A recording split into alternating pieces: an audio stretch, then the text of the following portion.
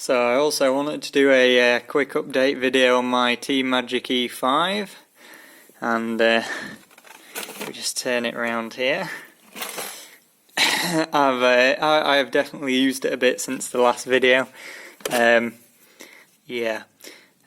what I did was I basically rebuilt like some of the inside of the car, changed the pinion over, and yeah, that didn't go too well.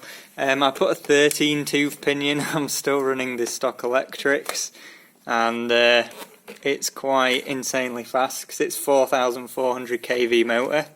I did measure the current with my current clamp meter while it's actually running, and it was drawing about 120 amps through the 80 amp ESC. But it did some good wheelies, I have to say. It's completely mental, way too fast, and the body did not enjoy the wheelies and the cartwheels at all, to be honest. Yeah, it didn't go too well. Anyway, the actual inside of the truck is fine now. I had a problem with the spur gear being a little bit wobbly. It would be wobbling from side to side. I don't know if you can see in there. No, not really. But basically the spur gear wobbles like backwards and forwards. And what's happened is the like plastic that holds the centre spur gear in at this end had melted a little bit. So I've replaced both the bearings on the spool now, and I've just shimmed it out a little bit so that it doesn't wobble around. And you can see I've got the 13 tooth pinion on there with a 4,400 kV motor running on 3S, which is a terrible idea. It didn't actually overheat though, impressively. It was just drawing a hell of a lot of current from the ESC, and it didn't blow up, so that's nice. But I'll definitely be switching this motor out to a 3200 kV 3660. I think this is a 3655, yeah. So I'm getting a bit of a longer motor. The higher amp ESC, I'm going to go with a Max10 SCT, which is basically the same size and shape as this. This is just rated at 80 amps and the other one's rated at 120. It's basically the same ESC. Now, as for durability wise, I did actually break something while running the 13 tooth pinion on 3S. These pillow balls in here, you might remember last year I did upgrade to the aluminium like pillow ball holders on the front at both sides. That might be upside down, but you can see in there.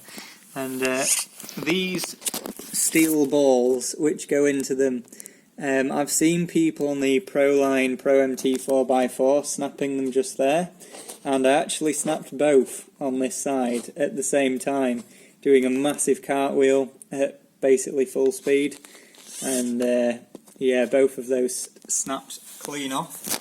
So I already had some spares of those, luckily, so I just replaced them.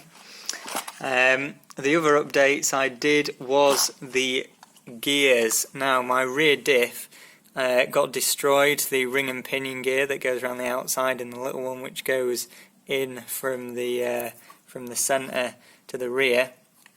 Those two gears were kind of destroyed, so I fitted the machined steel helical cut ones, which actually makes the truck a lot quieter as well, which is nice. And yeah, you have to take pretty much the entire truck to pieces. There are millions of screws on this truck, which make it a pain to work on. Even though it is a really good truck, it is a bit annoying sometimes. As for the other things I've done, I did actually polish the skid plates with the Dremel, although you can't really tell. I did that a couple of runs ago, to be honest. But I spent ages doing that with a polishing pad on the Dremel.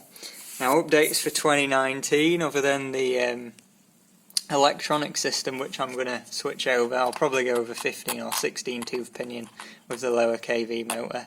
It should be good speed on 4S.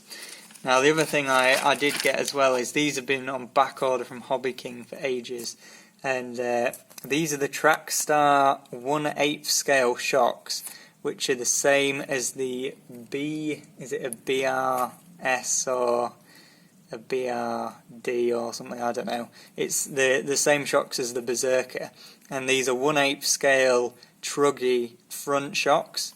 I actually bought 6 of them, just in case I needed some spares, because they're literally never in stock. But I have bought these now, and I've got all the mounting hardware for them, and as you can see they are quite a bit thicker and adjustable compared to the standard shocks. The spring rate is a little bit harder. They do need some thicker oil in, because the oil I've put in isn't quite thick enough for my liking, to be honest. The stock shocks have been fine, to be honest though. They've never broken on me. The only reason I'm replacing them is purely for the extra adjustability on these, and they look nicer, they're aluminium, and these shocks are £13 a pair, and the aluminium like bodies and tops for these, which is all you get, about £30 a pair. So to do a whole lot it'd be like 60 quid. I can buy like 10 sets of those, well not 10 but like 5 sets for the same price as the aluminium upgraded version of these. That was pointless. So I thought I might as well get those. I haven't mounted them yet though, because the spacing at the front of them is a bit weird, and as you can see they've got this like plastic insert thing in here, but there isn't one for the other side, and they just expect you to put like a washer or use a really big nut in this side, which is going to wear out the inside of there. So I'm going to make some proper plastic spacers to go in there, but I have test fitted them a few times, and they do look and feel really nice on this truck. And that shock isn't actually bent, by the way. The spring's just a bit messed up, I don't know why. Now other things, I might get a T-bone bumper for the front. There goes the shock across the floor. I've had these metal plates, and I did end up cutting it down because it kept bending inwards and like leaving the bumper like pushed in like that, which then it interferes with the shocks. So I did cut it off just there, and although the metal skid plates are really good, I think a T-bone racing front bumper might be better than this metal bit here. I'm not entirely sure. So we'll see about that. That might be an upgrade we do for 2019, we'll see. But yeah, other than that, just got these shocks to put on, which are rolling around on the floor. Do the electronics, and we'll see how it goes from there.